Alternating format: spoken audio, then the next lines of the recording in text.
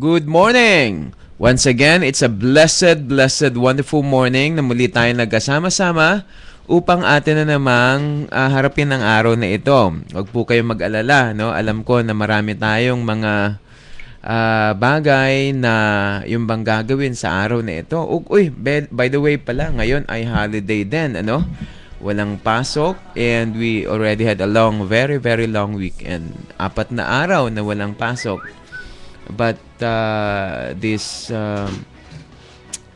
morning, I will be, let me, no? Dito sa Bayanihan sa Oriental, let me bring you encouragement and inspiration. And I believe na ngayong umagang ito ay muli na naman, iba na namang putahayong ating mapapakinggan.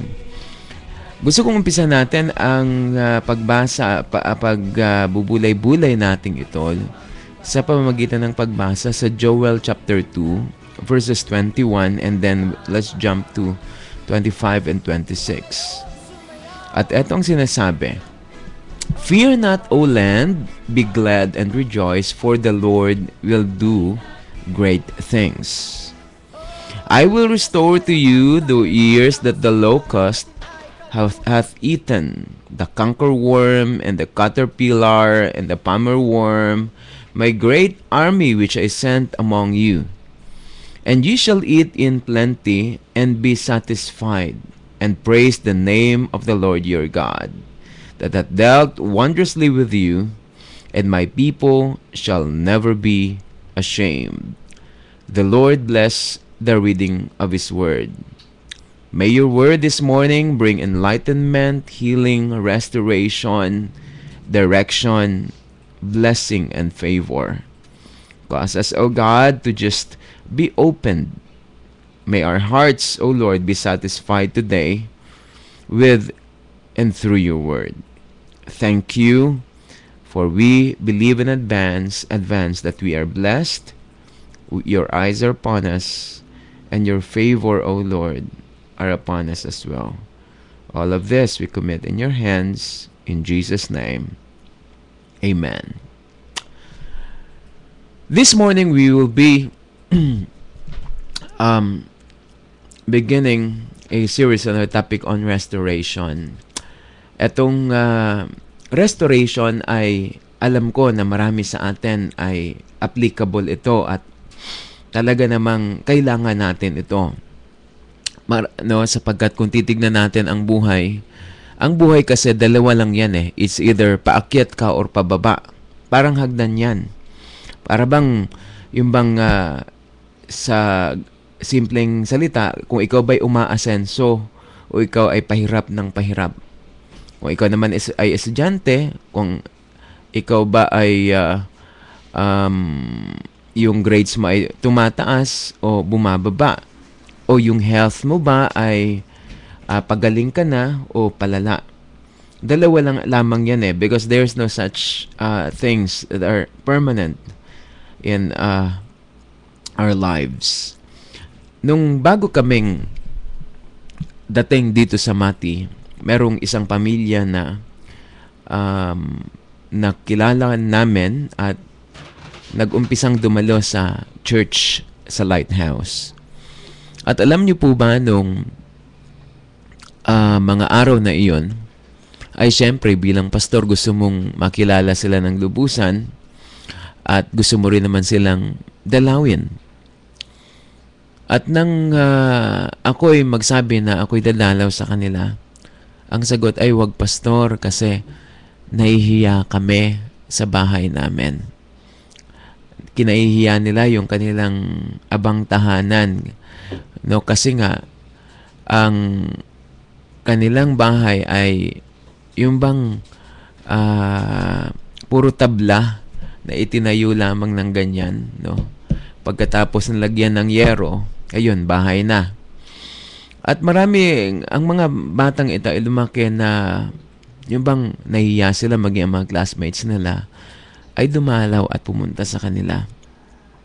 At nung ako'y nakarating nga, ay ayun, talagang nahiya sila. Subalit sa pamamagitan ng sa mga nakalipas na taon na lumipas ay nagkaroon ng pagkakataon na maibahagi ko sa kanila na ang Panginoon ay nagpapala, na ang Panginoon ay nagre-restore. At unti-unti, no, nakita ko sa kanila na yung bang nangyari sa kanila yung tinatawag na restoration. Ang restoration kasi ay, kung i-describe natin ito, ayun bang nawalan ka at ito'y babalik. Ang restoration ay yun bang pagsasauli. In the Bible, ito yung tinatawag na Jubilee. Ibig sabihin, merong kautusan sa salita ng Panginoong Diyos na kung nawala man sa iyo ito, anuman ang nawala sa iyo, in the year of Jubilee, it has to be restored. At natatandaan ko nung mga panahon na nakita ko itong pamilyang ito, hirap na hirap. Pero talagang nagsumikap, no? Yung isang anak na babae ay para lang makapag-aral ay ginawa niya talagang nagtrabaho at sabi niya 30 pesos lang ang araw niya sa bigasan. Nagbabantay ng bigasan pagkatapos sa halagang 30 pesos. At talagang nagsumikap, nakapagtapos. At marami pa mga talagang nung nakarang araw nakausap ko yung isa namang kapatid na lalaki. Alam niyo, Pastor, kaya pala naintindihan ko kung bakit kailangan naming dumaan sa hirap upang kami ay magsumikap. At nangyari nga, yung bahay nila na barong-barong.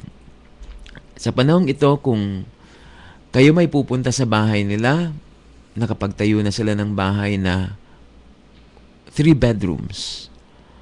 At sa katabing sa lote ding yon ay isang bahay naman sa kanyang anak.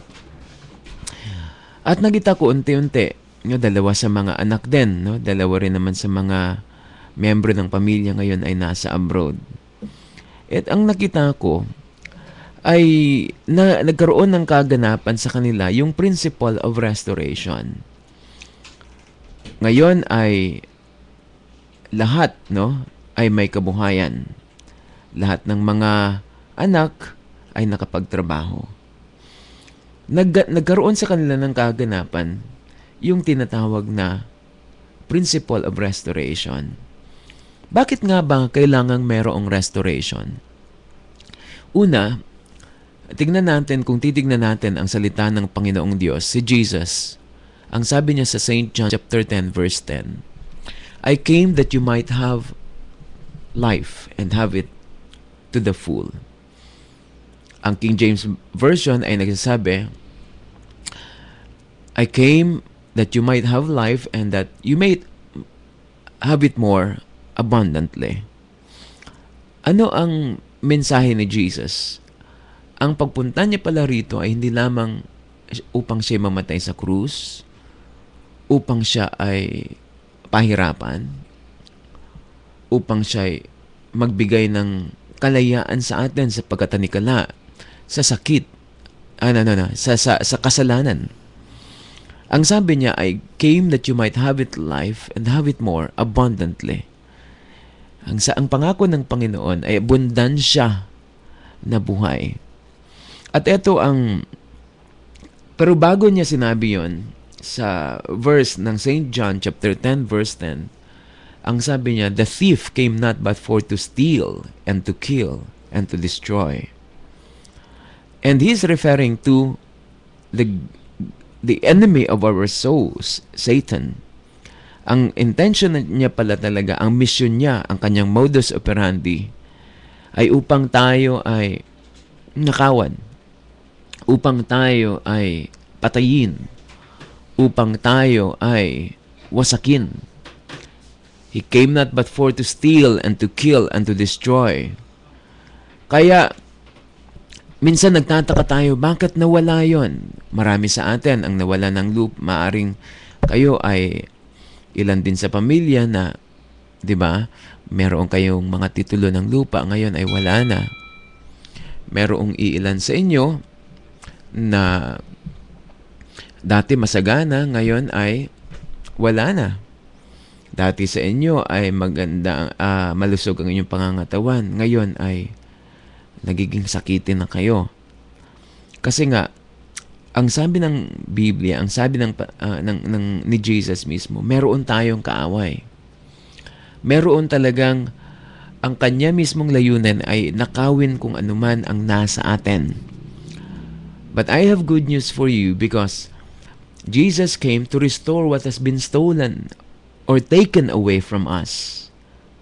Ang magnanakaw na ito, na walang iba kundi ang dyablo, ito ay uri ng, alam nyo, ang kanyang ugali ay gustuhin mo man, wala kang magagawa dahil kanyang aagawin talaga sa iyo kung anong meron ka. Aagawin niya mahal mo sa buhay, aagawin niya ang iyong health, aagawin niya ang iyong pananalapi, aagawin niya ang iyong saya, aagawin niya ang lahat-lahat sa buhay mo.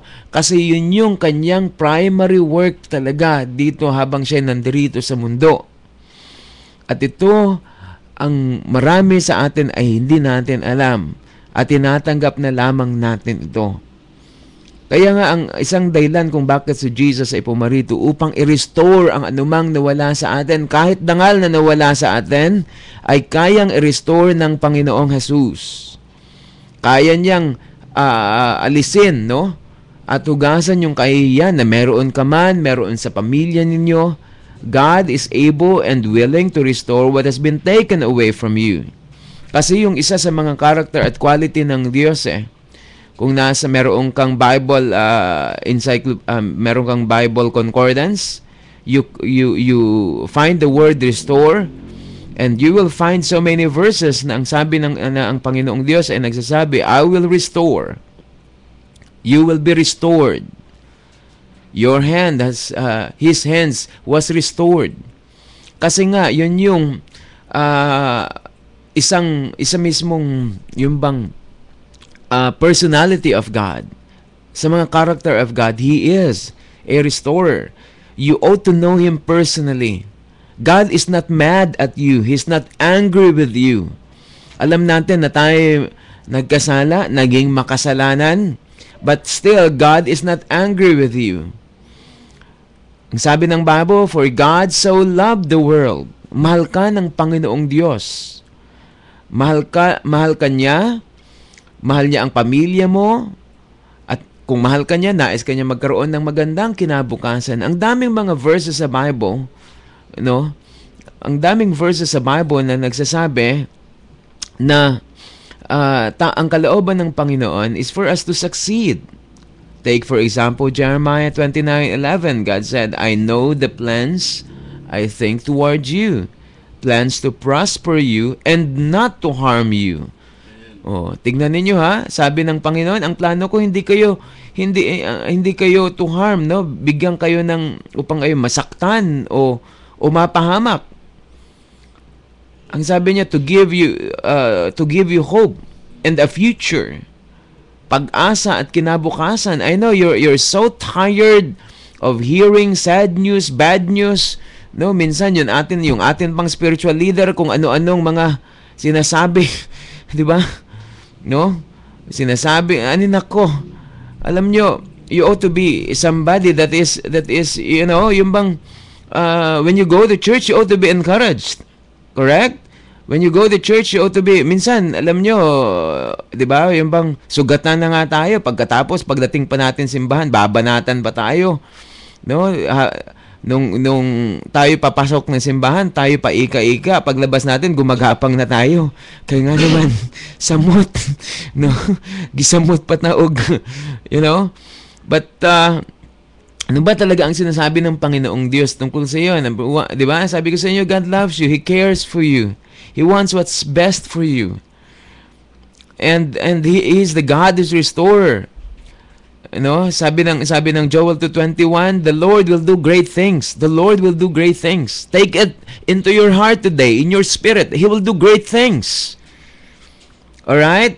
Don't expect sad things, no? Don't expect miserable things to come to your life, because what you expect is what you get. What you speak is what you get. You expect great things because the Bible says, the Lord will do great things, mga dakilang bagay ang gagawin ng Panginoong Diyos sa buhay niyo. Ito, sabi niyo, I will restore to you the years that the locust hath eaten. No? Ito yung balang sa Tagalog, dulon sa Cebuano, na kung ano yung mga kinain ng locusts, 'di ba? Ito yung grasshoppers. Ito yung grasshoppers na pagdinaanan yung mga pananim. Ito pa lang locusts ay merong stages merong stages tong salot na ito. Merong stages ito, yung palmer worm, merong caterpillar, merong cankerworm, at merong locust. No, ang locust kinakain yung dahon. Yung cankerworm ay kinakain yung sanga. Yung caterpillar ay kinakain din yung bunga, yung palmer worm. No, ito, mayroong nagkakapalit-palit, pero itong cankerworm, ang palmer worm ay sa balat ng kahoy, ang cankerworm ay kinakain yung ugat. Ibig sabihin pala dito sa Joel chapter 2, figuratively, para bang tuyot ka na. Ubos na. Kinain na ang lahat, no? Etong army of locusts, ng worms, ng caterpillar. Pero ang sabi ng Panginoong Diyos, ano man ang kalalagayan mo sa buhay, tuyot ka na ba? Ibig sabihin, ubos na ba ang lahat? Wala ka nang ibubuga? Pero ang sabi ng Panginoon, I will restore to you the years. Yung mga ninakaw, years of pain, years of misery. I guarantee you, the Lord can even restore the love of your husband towards you. May mga misis na nakikinig ngayon, na pakiramdam nyo, hindi na kayo mahal ng inyong mister. No, na yung mister ay nagloloko, o yung anak mo ay nagpapalaboy, parang walang direksyon o kinabukasan. Alam nyo, napakarami kong testimony sa mga kasama ko sa church. Nung unang dating namin dito, meron namang isang pamilya na nangungupahan lang. Yung kanilang dingding ay karton, yung kanilang kesame ay ganun din karton. Bagamat meron silang kapwa, may trabaho, pero para bang, ano ba ito? Subalit, dumating ang punto din, kung pupunta kayo sa bahay nila yun, napakaganda ng kanilang bahay, napakaluwag, at napakaayos. No, kasi bakit? Meron kasing, pag alam nyo, una, ang kailangan lang kasi ay dapat makakilala mo ang Panginoong Diyos mo talaga. Marami sa atin na ang pagkakilala natin sa Diyos ay kung ano ang tinuro ng ating relihiyon. Ang pagkakilala natin sa Diyos ay kung ano ang ating minana na o kaya mga sabi-sabi. No, at marami pa nga rin. Ang kanila mismong pagkakilala sa Diyos ay nakabase rin sa superstition or superstitious belief. Kaya hindi natin lubusang kilala ang Panginoong Diyos. At itong dapat na maganap sa ating buhay. Kilalanin natin siya ng personal. At papaano natin siya makikilala ng personal? Number 1, you ought to familiarize the Word of God. Because the Bible is the picture of God. The Word of God is our manual in knowing God. No? Itong salita ng Diyos na isinasantabi natin, kasi may mga nagsasabi na pag nagbasa ka ay masisiraan ka ng ulo. O kaya'y para lamang yan sa mga relihiyoso. Subalit etong katotohanan, ang Panginoong Diyos ay makikilala mo lamang sa salita ng Diyos. Pangalawa, you ought to be somebody who's teaching the Word of God, no? In a manner na hindi naaayon sa tradisyon, sa kung ano ang sinasabi ng relihiyon, no? You ought to be somebody who's teaching the Word of God plainly, no, simply, no, at yung bang pwede nating i-apply sa ating buhay. Because there are times we are hearing words that are irrelevant, hindi na relevant, ano? At kaya nga itong mensaheng ito ay alam ko para sa bawat isa sa atin. God is the God of restoration. He can restore to you what has been taken away from you. Sabi again ni Joel, "Fear not, O land, be glad and rejoice, for the Lord will do great things." Ang verse 26 ay nagsasabi, "And you shall eat plenty and be satisfied." Let me remind you of, merong mga tao sa Bible na yun bang naka-experience sila ng principle of restoration. Merong isang binata, at the age of 17 years old, siya ay napagtripan ng kanyang mga kapatid at hinulog sa isang balon.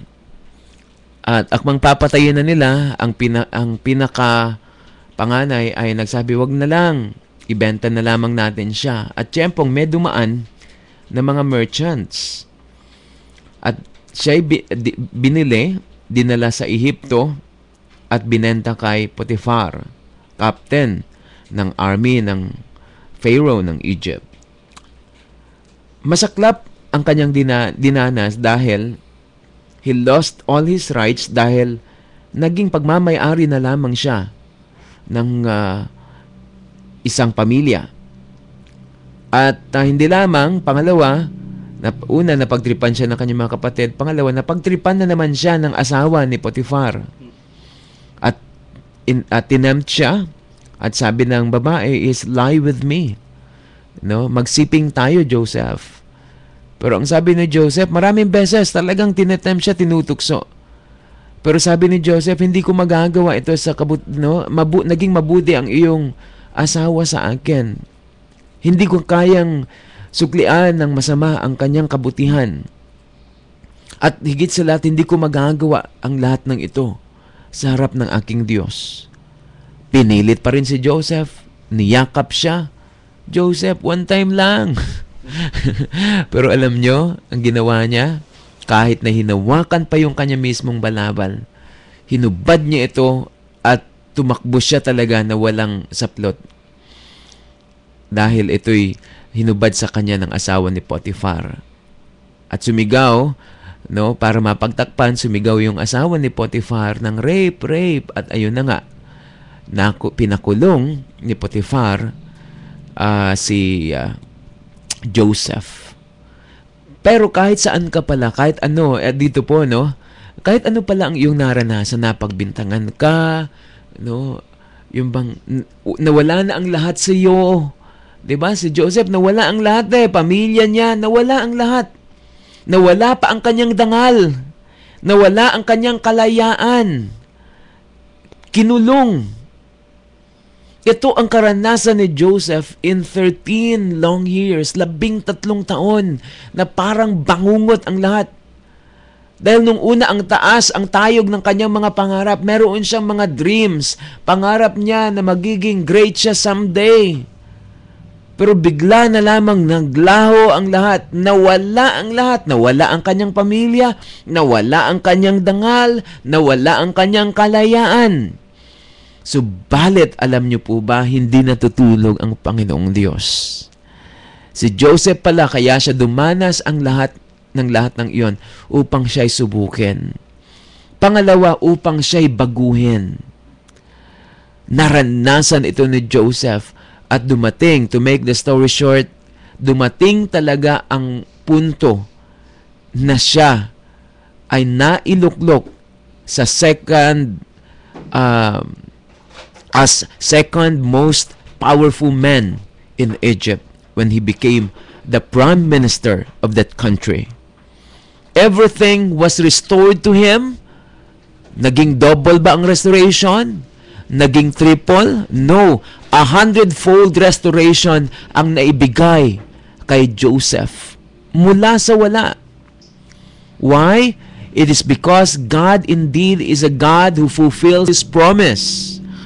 At maging sa bawat isa sa inyo ngayon, maybe some of you na nakikinig ngayon, meron kayong sakit at karamdaman. Yung ilan sa inyo nakikinig, nawalan kayo ng mahal sa buhay, ang inyong husband ay sumakabilang bahay. O yung anak ninyo ay, di ba, yung bang nag-stow away. Yung ilan sa inyo ay financially, you have lost your everything. Nag-invest kayo sa negosyo, ganito, o sa sari-sari store. Subalit, everything has been lost. But I want to tell you today, some of you are Christians, and some of you are listening, you don't have the joy of your salvation. You're no longer going to church. But I am telling you this morning, ladies and gentlemen, God is able, God can and will restore what has been taken away from you by the enemy of our souls, Satan. At ang kanyang pangalan mismo, kung yung sisiyasatin ang Biblia, tinatawag siyang devourer, tinatawag siyang destroyer, tinatawag siyang deceiver, tinatawag siyang thief, tinatawag siyang tempter. Yun yung mga pangalan na makikita mo sa Bible Destroyer, devourer. At alam ko, hindi natin gusto yung ganyan na nangyayari sa buhay natin. Subalit, yun na nga, because you're blinded. You don't know. Hindi natin kasi alam kung ano ang sinasabi ng salita ng Panginoong Diyos. Kaya marami sa atin ay tinatanggap na lamang natin ito Ay, eto siguro talaga ang aking palad.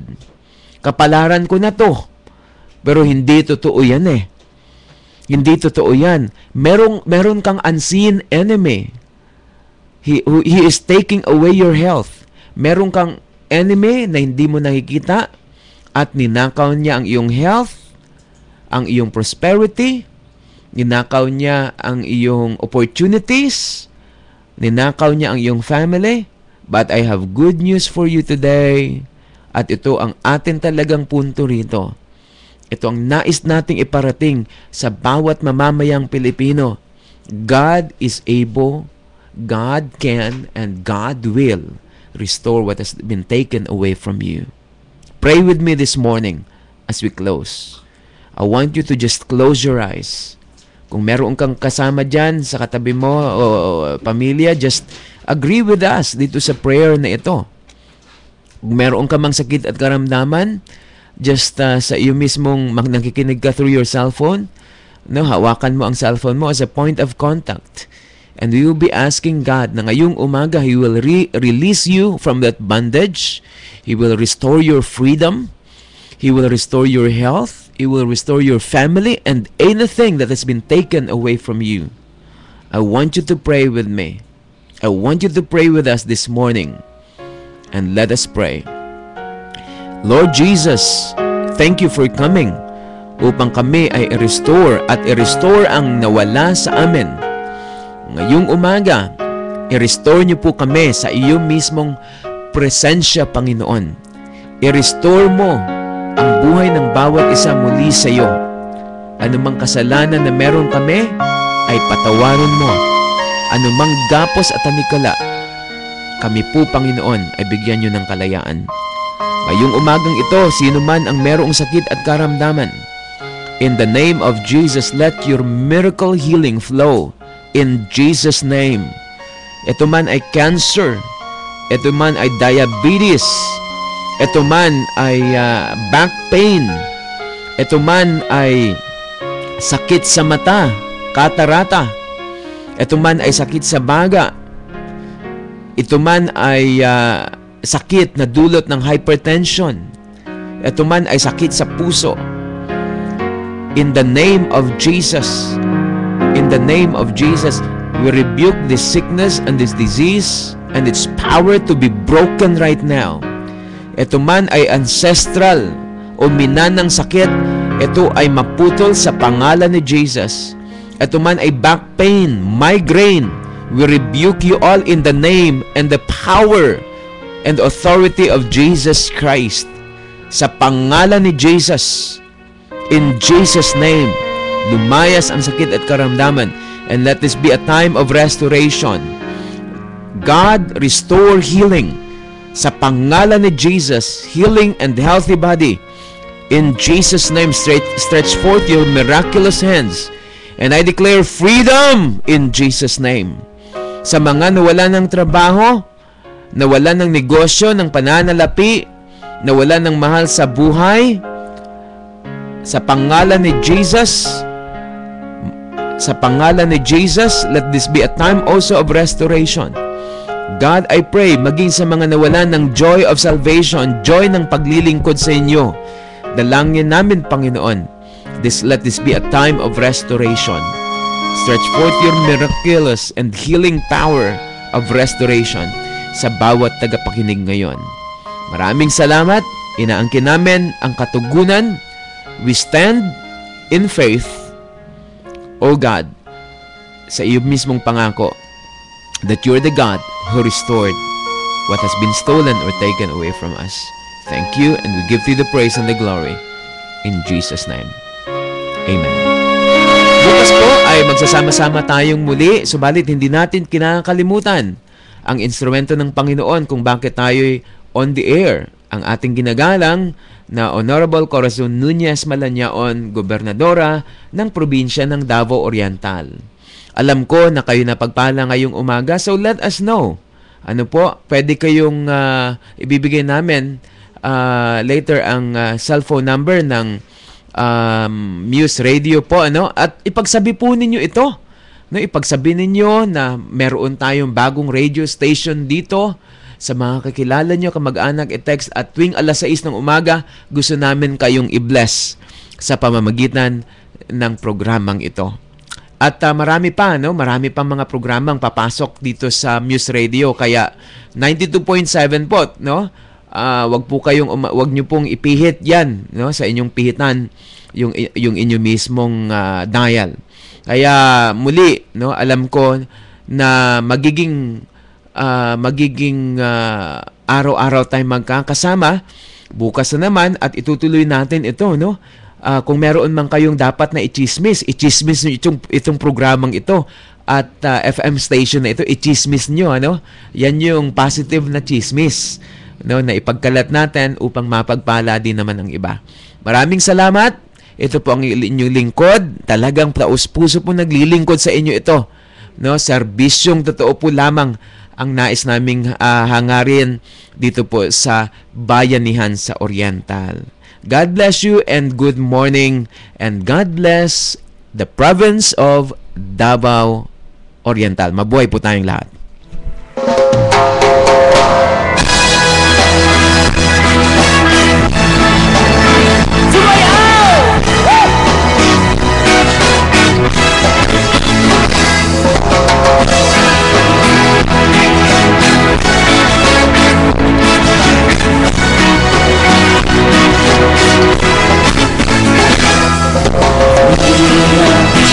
At sumamba, iinda ang nama.